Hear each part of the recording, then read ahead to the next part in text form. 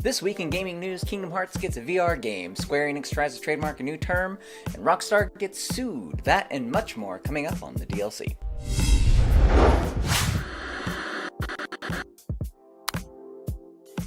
Hello and welcome to the DLC, where we talk about news in the gaming world throughout the week. My name is Neil, let's go ahead and dive on in.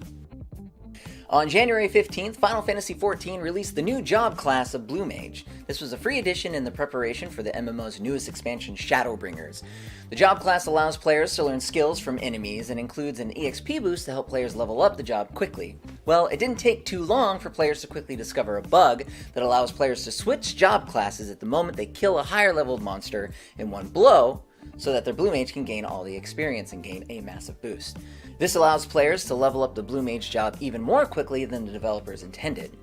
Now, Square knows about the bug, but said that they aren't going to do anything about it until at least Shadowbringers has been released.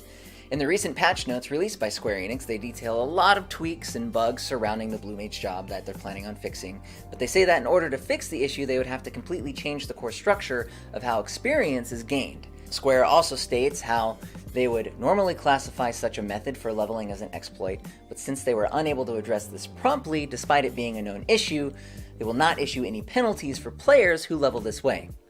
They later go on to say that they discourage anyone from doing this, as it would ruin the intended experience. As of right now, Shadowbringers has no official release date, but has been said it will release later this summer. If you haven't played Final Fantasy XIV on PC or the PS4, honestly, give it a shot. Square-Enix gives you a 14-day free trial to get you hooked, then has a monthly subscription if you choose to continue to play. I actually really love this game. I play it all the time with my girlfriend. It's a blast. I promise you, this video isn't sponsored. In 2018, Square-Enix released the critically acclaimed Octopath Traveler for the Nintendo Switch. The game features classic turn-based gameplay with 2D sprites over 3D backgrounds that are absolutely breathtaking. Well, several days ago, Square-Enix actually filed a trademark for the term HD2D and HD-2D, which was used to describe the game's visuals. What does this really mean? Well, that can mean that we could be seeing a sequel to Octopath and possibly more games in the same style from Square in the future. Octopath was a breath of fresh air for fans who were itching to play a new tale in a classic turn-based RPG, helping solidify that turn-based combat is still a relevant game mechanic in today's gaming generation. The trademark will basically mean that Square-Enix will have the exclusive rights to use the term HD2D for their games, essentially defining that genre. Is Octopath getting a sequel soon? I really hope so. That game was amazing. In Red Dead Redemption 2, you play as Arthur Morgan, an outlaw in 1899's Wild West, running and hiding from the law. In the game, you find yourself at odds with the Pinkertons, a private detective agency that serve as one of the game's many antagonists. Well, the Pinkertons of today aren't too happy with Rockstar's portrayal of them in the Wild West, and have filed a lawsuit against the game developer claiming that their portrayal of the Pinkertons make them out to be an evil organization. Esquire.com reported that Pinkerton president Jack Serhan, I think that's how you say it, said in the claim that his employees are having to explain to their young game players why Red Dead Redemption 2 encourages people to murder Pinkertons.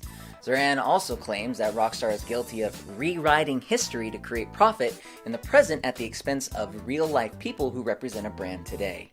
There's no doubt that Rockstar is known for creating controversial content in their games. However, Rockstar has countersued the modern-day Pinkertons, stating that they are protected under their First Amendment rights of expressive works. The countersuit also states that the defendants, being the Pinkertons, cannot use trademark law to own the past and prevent creators from including historical references to Pinkerton agents in depictions of the American West. The Pinkertons have said that they are willing to settle if they can receive a lump sum based on the importance of the Pinkertons' role in the game's story, multiplied by each copy of the game sold. Rockstar is countering, claiming that the Pinkertons are just trying to ride on the coattails of the game's massive success after it launched in late October. The game developer is no stranger when it comes to lawsuits like this. When GTA 5 was released, several celebrities tried to sue Rockstar for a multitude of ludicrous reasons, like copying someone's life story or using legally acquired and licensed music in the game just because the game sold well and made a whole bunch of money. It seems pretty clear that this is what the Pinkertons are doing, but a ruling hasn't been made as of the recording of this video, but it's pretty clear Rockstar's gonna win this thing. I mean, when one person succeeds, everybody just wants to cash in. On January 29th, Kingdom Hearts 3 is finally going to be released for all of us to play. But did you know that Square-Enix released the Kingdom Hearts VR game? Well, it's not really a game as much as it's a recap of the past events.